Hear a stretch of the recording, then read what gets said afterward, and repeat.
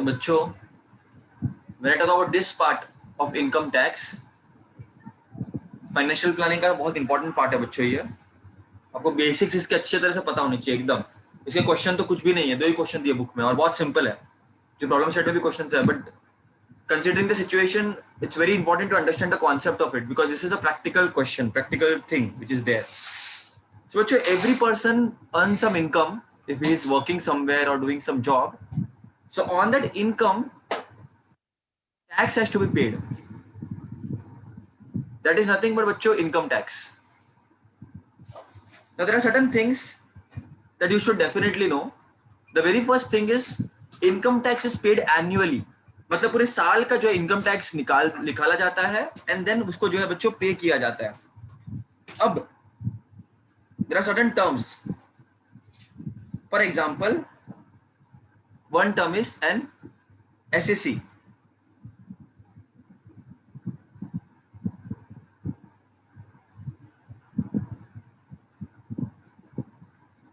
Any person liable to pay income tax rule के हिसाब से उसको हम एसएससी बोलते हैं बच्चों। उसके बाद बच्चों जो भरने वाला है मतलब income tax, that is an SSC. Next is बच्चों फाइनेंशियल ईयर।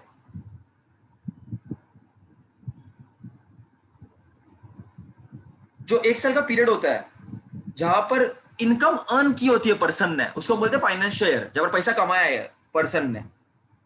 और फाइनेंशियल ईयर के 1 साल बाद इमीडिएटली नेक्स्ट ईयर होता है बच्चों assessment year.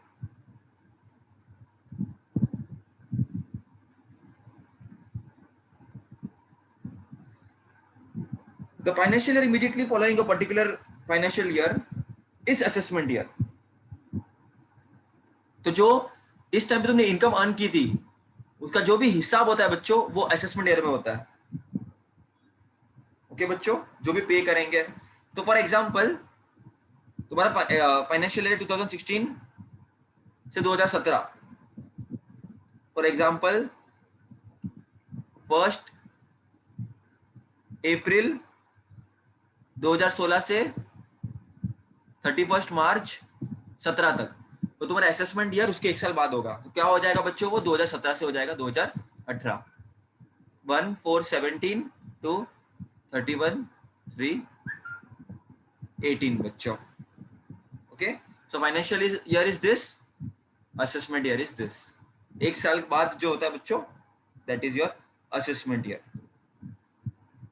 Okay, immediately the next year. So if you are doing 2016, 2017, 2018 will be the assessment year. So this is a very important MCQ or objective question, which is lot of time asked. Okay, बच्चों. Next is बच्चों you should know also basics। अब बात ही कर रहे तो हमको बात करनी चाहिए।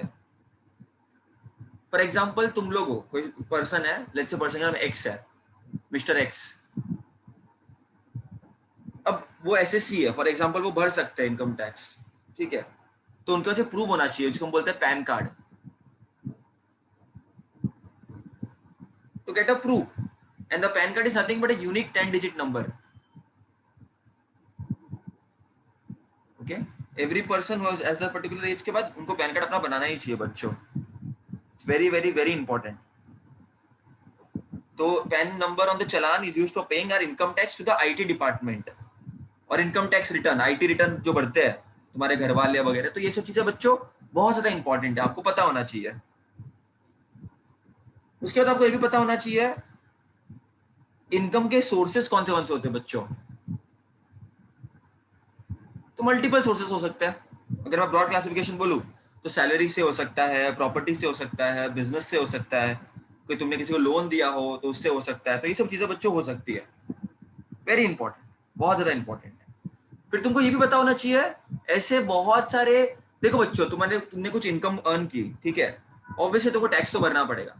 तो कितने इनकम पे कितना टैक्स भरना पड़ेगा, कितने इनकम तक टैक्स नहीं भरना पड़ेगा, क्योंकि वो इतने अमीर है ही नहीं बच्चों के भरे टैक्स, मतलब उनके इतना पैसा ही नहीं है तो कहां से भरेंगे टैक्स। तो ऐसा भी प्रोविजन है। तो ये सब चीजें बहुत इंपॉर्टेंट है बच्चों। सो इनकम टैक्स में all this things you have to remember. Then you have to also remember कि अगर फॉर एग्जांपल तुम अपने पैसे किसी चीज में डाल रहे हो तो कौन सी जगह पे इनकम टैक्स नहीं लगता। कौन सी जगह पे टैक्स नहीं लगता वो भी तुमको पता होना चाहिए बच्चों. That is also very important, right? So deductions from annual income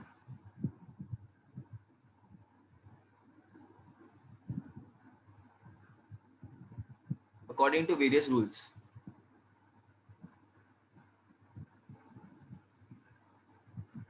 तो बहुत सारे आपको दिखने मिलेंगे बच्चों. म्यूचुअल फंड होता है, नेशनल सेविंग सर्टिफिकेट स्कीम होती है एनएससी, लाइफ इंश्योरेंस होता है बच्चों, life insurance policy, health policy होती है, आपको नाम बता देता हूँ खाली. उसके बाद पब्लिक प्रोविडेंट फंड होता है बच्चों, हाउसिंग लोन होता है. Okay, so all this things are there. फिर जनरल प्रोविडेंट फंड होता है, GPF. So all this things should remember. Annual income से अकॉर्डिंगली डिडक्शंस होते हैं, तो ये आपको पता होना चाहिए बेटा. Okay, and that is also very important बच्चों. तो ये जो सेक्शंस होते हैं 80C, 80D, 80G, ऐसे बहुत सारे सेक्शंस होते हैं जहां पर रूल्स लिखे होते हैं कि ये जगह पे आपको टैक्स नहीं लगेगा, ये जगह से आप टैक्स में मुक्त हो बच्चों. तो that is also very important. जो सीए काम करता है बच्चों, वो देखता है किधर हम पैसा बचा सकते हैं, इंसान का क्या कर सकते हैं, उसको हेल्प करें, है ना. एंड तो ये डिडक्शंस है बच्चों. तो जो भी तुम इनकम कमाते हो minus deductions is nothing but taxable income. इसका मतलब क्या होता है मैं बताता हूँ. तुमने जो भी इनकम कमाई उसमें से बहुत सारी चीज इनकम के लायक ही नहीं, इनकम टैक्स कटने के लायक ही नहीं है, क्योंकि कुछ ना कुछ पॉलिसी में आ जाती है गवर्नमेंट की, कुछ सुविधाएं हो जाती है गवर्नमेंट की जो तुमको तुम्हारे सुविधा के लिए अच्छी होती है, तुम्हारे हेल्प के लिए होती है बच्चों. तो that is also very important, very important. Okay, it's very very very important. Like से फॉर एग्जांपल मैंने सेक्शंस के नाम दिए 80G, 80D. ये 80G होता है बच्चों पीएम रिलीफ फंड. विषय मालूम है कोरोना वायरस इतना फैल रहा था तो पीएम रिलीफ फंड में लोग पैसा जमा कराते थे, तो they are free from deduction, उनमें कोई डिडक्शन नहीं होता. 80D क्या होता है? CM relief fund, chief minister relief fund. तो बहुत सारे लोग भरते हैं पैसा. तो ये सब एक्सपेंडिचर है बच्चों, तुम्हारे खर्चे है जो तुम कर रहे हो, और इस पर टैक्स नहीं लगता बच्चों. ये डायरेक्टली जितना अमाउंट होता जाएगा, क्योंकि तुम अच्छा काम कर रहे हो ना, भला काम कर रहे हो, अच्छा काम कर रहे हो. Something also called as 80C. अब ये क्या होता है बच्चों? This is nothing but saving. तो नेशनल सेविंग सर्टिफिकेट वगैरह ये सब इसमें आता है, जनरल प्रोविडेंट फंड वो सब. तो यहाँ पर 1,50,000 तक अमाउंट डिडक्टेबल नहीं है. ये यहाँ पर 100% डिडक्टेबल नहीं है. 100% पूरा पैसा एज इट इज जाएगा, कोई टैक्स नहीं लगेगा इसमें. 100% फ्री है. मतलब तुम पीएम रिलीफ फंड में पैसा डाल रहे हो, सीएम रिलीफ फंड में पैसा डाल रहे हो, तो तुमको कोई भी टैक्स नहीं भरना पड़ेगा बच्चों. लेकिन यहाँ पर सिर्फ 1,50,000 तक तुमको डिडक्टेड क्या बोलते हैं, सेविंग अलाउड है. मतलब उतना तुम्हारा टैक्स नहीं कटेगा, उसके ऊपर करोगे तो भरेगा, क्योंकि यहाँ पर तुम सेविंग कर रहे हो, यहाँ पर तुम अच्छा काम कर रहे हो, यहाँ पर तुम सेविंग का काम कर रहे हो इन अ वे. तो ये चीज आपको पता होनी चाहिए बच्चों. सो बच्चों ना इनकम टैक्स के स्लैब्स होते हैं. There are 3 tables in a text book, table 1, table 2, table 3. They are very simple. आपको उसका बेसिक कॉन्सेप्ट समझ में आना चाहिए. बेसिक कॉन्सेप्ट क्या है? They are very very very simple बच्चों, वेरी सिंपल. बेसिक कॉन्सेप्ट इसका ये है कि इनकम के बेसिस पे डिपेंड करता है. अब तुम साल for example up to the age of 60 years, फिर एक टेबल आएगा 60 to 80 इयर्स, फिर आएगा अबव 80 इयर्स. तो अगर कोई इंसान 60 साल तक की उसकी एज है, ओके, 42, 47, 54, तो उनके लिए ये वाला टेबल फॉलो होगा. बहुत सिंपल है. क्या बोलता है? अगर आपकी इनकम 2,50,000 तक की है तो आपको कोई इनकम टैक्स भरना नहीं पड़ेगा. एक तो तुम्हारी हालत ऑलरेडी इतनी खराब है, तुम क्या ही टैक्स भरोगे. तो बहुत सारे बहुत कम दिखाते हैं, लेकिन उस हिसाब से उनके खर्चे बहुत ज्यादा होते हैं, तो कभी ना कभी वो पकड़े जाते हैं. और ये चीजें बहुत होती है बच्चों इनकम को छुपाने के लिए. सब चीजें देखो कोई नहीं बताएगा तुमको, ये मैं बता रहा हूँ क्योंकि रियलिटी है. बहुत सारे लोग अपनी इनकम छुपाने के लिए टैक्स नहीं भरते बच्चों, ठीक है, नहीं भरते बच्चों. एंड बिकॉज ऑफ दैट देश को नुकसान होता है. फिर तुम बोलते हो गवर्नमेंट ये करती है वो करते, बिकॉज इवेंचुअली तुम अपना काम नहीं कर रहे हो, तुम टैक्स नहीं भर रहे हो टाइम पे, और लोग फिर बहाने मारते हैं. ठीक है, तो लीगल तरीके से टैक्स बचाना इज गुड, जो सीएस करता है. बट अगर तुम इलीगल तरीके से काम करोगे that is bad, which people do a lot बच्चों. Anyways this table actually is outdated to be very honest. तुम्हारी बुक में ये है इस साल के लिए, बट इसमें lots of changes have been taken place. And it always keeps changing in a way. जब बजट आता है, कुछ आता है, सरकार बनती है, तो all this things keeps on changing. But जो तुम्हारे बुक में है, let us study that, let us stick to that. So अगर इतना इनकम है बच्चों तुम्हारा, तो तुमको कोई टैक्स नहीं भरना. सरकार बोलेगी तुमको क्या ही ले अब तुमसे. जिनकी इनकम पूरे साल की 2,50,000 और 5 लाख के बीच में है, तो उनको जो भी ऑन टैक्सेबल इनकम 5% भरना पड़ेगा. अब -2,50,000 क्यों है? क्योंकि बच्चों फॉर एग्जांपल जो भी उनकी इनकम हो, तो ऑब्वियसली 2,50,000 तो इनकम फ्री है ना, ऊपर ही पकड़ा हमने, तो उसके लिए वो सुविधा है बच्चों, उसको बेचारे को उतना नहीं भरना पड़ता. You have to understand this. 5% है टैक्स, लेकिन ऑन टैक्सेबल इनकम -2,50,000 रुपीज उसको माइनस कर देते अपन. क्यों कर देते माइनस? रीजन इज क्योंकि उतना तक कोई टैक्स नहीं भरना होता है. तो वो उनके लिए क्यों, नीचे वाले लोग इसको एक एग्जांपल से समझेंगे बच्चों. एक एग्जांपल समझता है. फॉर एग्जांपल किसी की एनुअल इनकम, लेट्स से कुछ एक एनुअल इनकम है किसी की भी 4 लाख रुपया, लेट्स से फॉर एग्जांपल.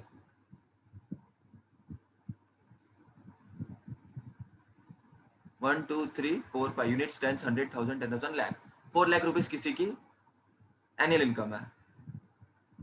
ठीक है, तो वो ये सेकंड टेबल में आता है. 2,50,000 से 5 लाख के बीच में आता है. तो अब समझने की कोशिश करना बच्चों, बहुत इंपॉर्टेंट है. 5% तो होगा ऑफ इनकम. कितनी है? इतनी 4 लाख माइनस 2,50,000 होगा बच्चों. आपको माइनस करना पड़ेगा 2,50,000. ये आपको सीखना पड़ेगा बच्चों. क्यों माइनस करना पड़ेगा? क्योंकि 2,50,000 पे कोई भी इनकम टैक्स नहीं है. तो बेचारा जो इंसान ऑनेस्ट है उनको ये माइनस करके दे देंगे गवर्नमेंट. बोलेगी नहीं भाई, तूने बताया है सच्ची इनकम तेरी, ले तेरा 2,50,000 तक मैं माइनस कर देता हूँ. तो ये चीज आपको समझ में आनी चाहिए बच्चों. तो इसका क्या हो जाएगा बेचारे का फिर? 5% ऑफ 4 लाख माइनस 2,50,000 इज 1,50,000. अब 5% कितना होता है? 5/100. और ऑफ का मतलब होता है मल्टीप्लीकेशन. तो 1,50,000, 0 कैंसिल. तो ये 1,500 इंटू 5 7,500 होता है. तो इसकी इनकम टैक्स कितनी हो? इनकम टैक्स कितना है इसका? मेन इनकम टैक्स इसकी इतनी है 7,500. अब एजुकेशन सेस भी भरना है उसको, मतलब ये सब अदर चीजें होती है, टैक्स और भी भरना पड़ता है. एजुकेशन सेस क्या है? ये देखो,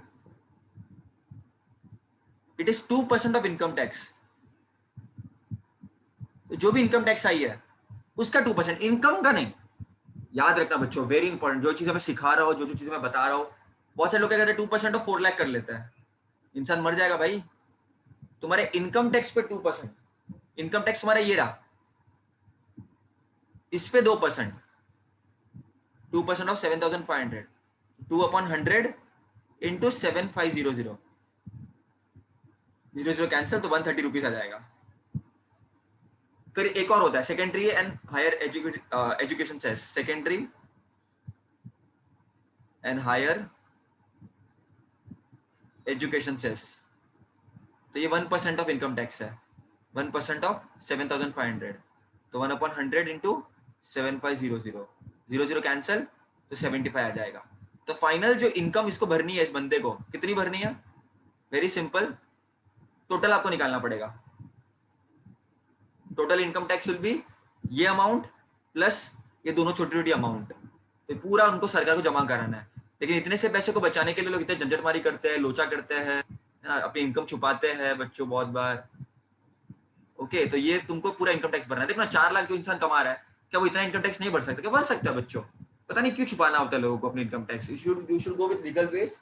after particular age, if you are earning a particular amount, you should give it to the government. कोई बड़ी बात नहीं है बच्चों, इसमें कोई बड़ी बात नहीं है. इतना अमाउंट अगर आप बाकी के खर्चे कर सकते हो तो सरकार को इतना दे सकते हो. लोग बोलते हैं नहीं नहीं, सरकार तो करप्ट है, ये है वो है, हम क्यों हमारी इनकम का दे. तो इतनी छोटी सी अमाउंट बचाने के लिए लोग बहुत ज्यादा बच्चों जो है खर्चा यहाँ पर जो है करते हैं, लेकिन इनकम नहीं भरते बच्चों. सी एक अलग लेता है. चलो, ये तो हमने ये वाला टेबल का ले लिया. चलो एक एग्जांपल और कर लेते हैं. फॉर एग्जांपल किसी की इनकम है बच्चों, for example let's say 9 lakh रुपया, या किसी की इनकम चलो 11 लाख रुपीज है. 1 2 3 4 5 11 लाख रुपीज किसी की इनकम है फॉर एग्जांपल. लेकिन उसमें से ना 2 लाख रुपया वो पीएम फंड में देता है या सीएम फंड में देता है. तो वो वाले अमाउंट पे उसका जो है इनकम टैक्स नहीं लगेगा, तो बचेगा 9 लाख रुपया. क्योंकि मैंने क्या बोला था तुम लोगों को, जो पीएम फंड है वो 100% डिडक्शन उसमें एप्लीकेबल है। आप अच्छे काम के लिए देख रहे हो तो उसमें इनकम टैक्स आपका नहीं लगेगा। तो 2 लाख रुपए फॉर एग्जाम्पल पीएम फंड में दे रहे हो तो आपका जो है वो पैसा नहीं लगेगा बच्चों। तो आपको 9 लाख रुपए में ही आपको इनकम टैक्स भरना पड़ेगा। ये 9 लाख रुपए में से ही आपको इनकम टैक्स का जो है निकाला जाएगा। तो अब 9 लाख रुपया is greater than 5 lakh rupees, तो ये इधर आ जाएगा, इस टेबल में आ जाएगा 5 लाख और 10 लाख के बीच में। तो यहाँ पर कैसे निकालना है इनकम टैक्स, बहुत सिंपल है, ये वैल्यू है ऐसा निकालना है 12,500 plus 20% of taxable income minus 5 lakh rupees. Very important बच्चों, माइनस 5 लाख रुपीज। ऐसा मैंने क्यों किया, क्योंकि ऊपर देखो माइनस, ऊपर वाला 5 लाख तक का वैल्यू है तो उसको बैलेंस कर दिया, एडजस्ट कर दिया और 5 लाख रुपए में माइनस कर दिया। टेबल तुमको लाना चाहिए बच्चों, बहुत इंपॉर्टेंट है, बहुत ज्यादा इंपॉर्टेंट है। चलो करते हैं इसको फिर। 12,500 plus 20% of taxable income 9 lakh रुपया था, तो 9 लाख माइनस 5 लाख, तो 12,500 plus 20% of 9 lakh minus 5 lakh is 4 lakh. 12,500 plus 20% is 20/100 into 4 lakh रुपया। Zero cut zero cut zero cut zero cut, तो ये हो जाएगा बच्चों, इसको मैं इधर लेके जाऊं 12,000 1 2 3 4 5, हाँ तो 0 0 कट गया ना। तो ये कैसा हो जाएगा बच्चों अगर तुम कैलकुलेट करोगे,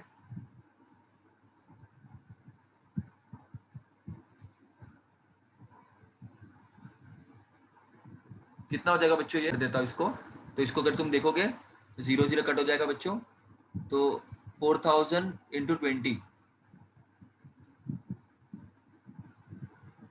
तो ये 4,000, yeah, if you look at the value bachcha balti, it's a very good value. It is nothing but 4,000 into this will be 80,000, so this will be 92,500, this will be your, so 9 lakh रुपया कमा रहे हो तो इतना आपको देना पड़ेगा बच्चों। That is the idea, right, that is the idea, that is the idea. And again इसी पर तुमको वो लगेगा, एजुकेशन सेस लगेगा, सेकेंडरी एजुकेशन टैक्स लगेगा। तो 2% of taxable income, sorry 2% of income tax 92,500, 2/100 into 92,500, तो 0 0 कट, तुमको एक वैल्यू मिलेगी। फिर secondary and higher education tax is 1% of 92,500, तो 1/100 इंटू 92,500, तो 0 0 कैंसिल, तो 925 रुपीज आ जाएगा। तो ये वाला वैल्यू, ये वाला वैल्यू और ये वाला वैल्यू को तुमको ऐड करना है और उतना तुमको बच्चों जो है इनकम टैक्स भरना है। That is the idea. तो बच्चों इधर एज है 60 to 80 ईयर्स के बीच में, तो 3 लाख रुपए तक कोई भी इनकम टैक्स तुमको नहीं भरना पड़ेगा। तुमको एज भी देखनी है, थोड़े बुढ़े हो चुके हैं लोग या थोड़े ओल्ड एज में आ चुके हैं या वेटेरियन लोग हैं, तो इन पर 3 लाख रुपए तक की छूट है।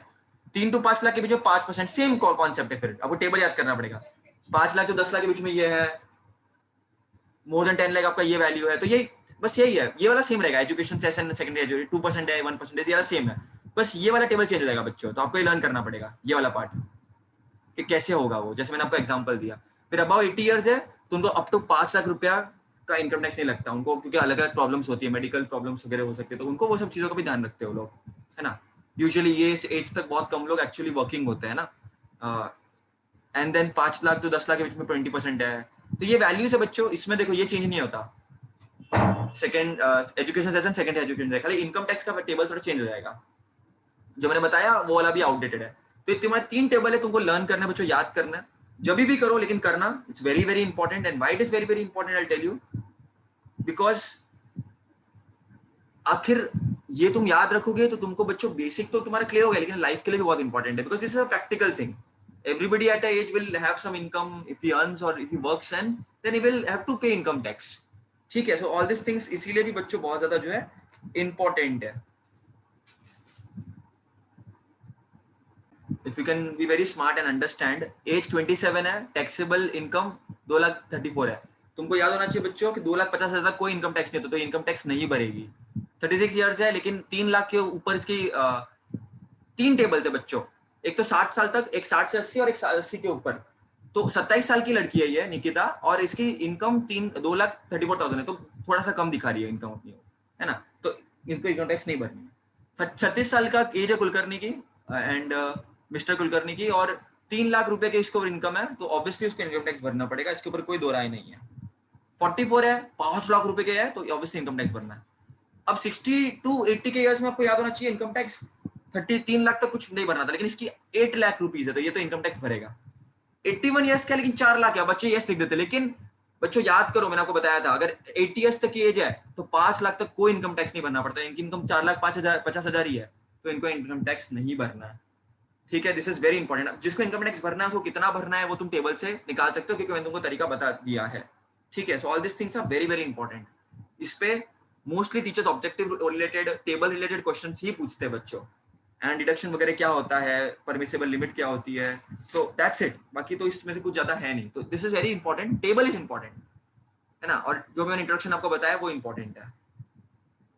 So if you look at this question, second question again very simple, बहुत कुछ ज्यादा है नहीं इनमें, बहुत ज्यादा सिंपल है।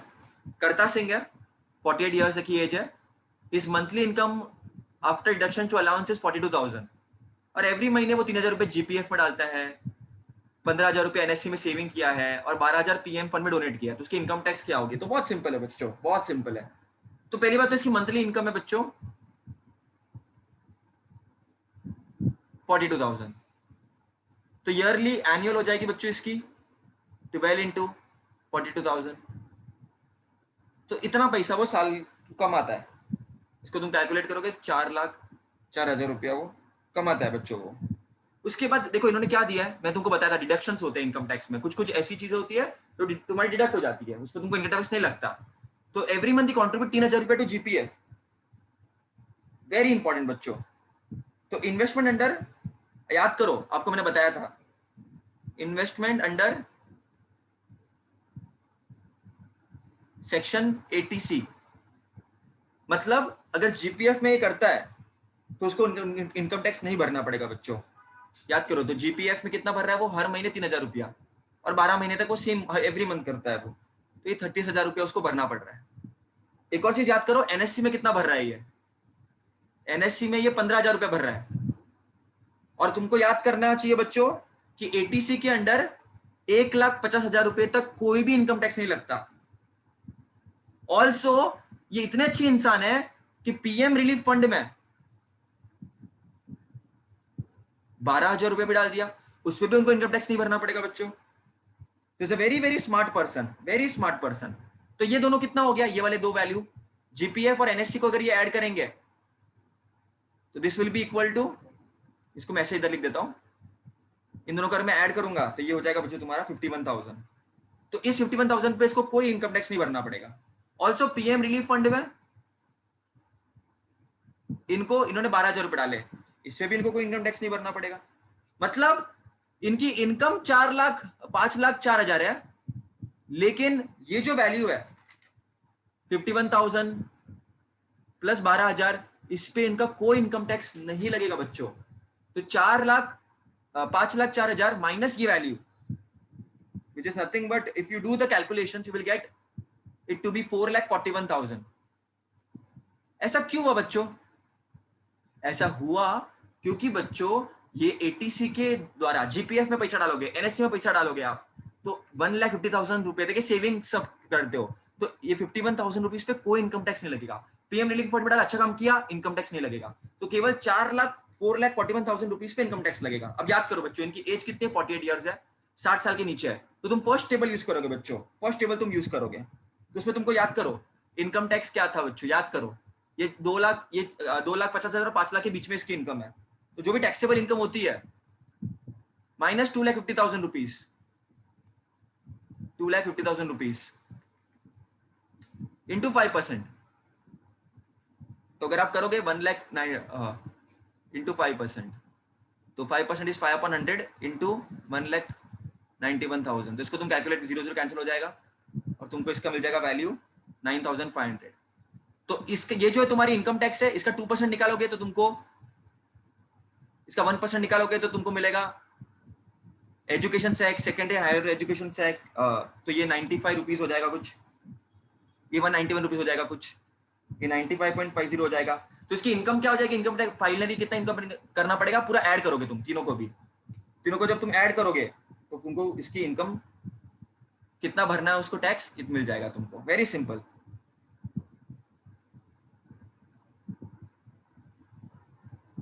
ओके, तो फाइनली यू विल गेट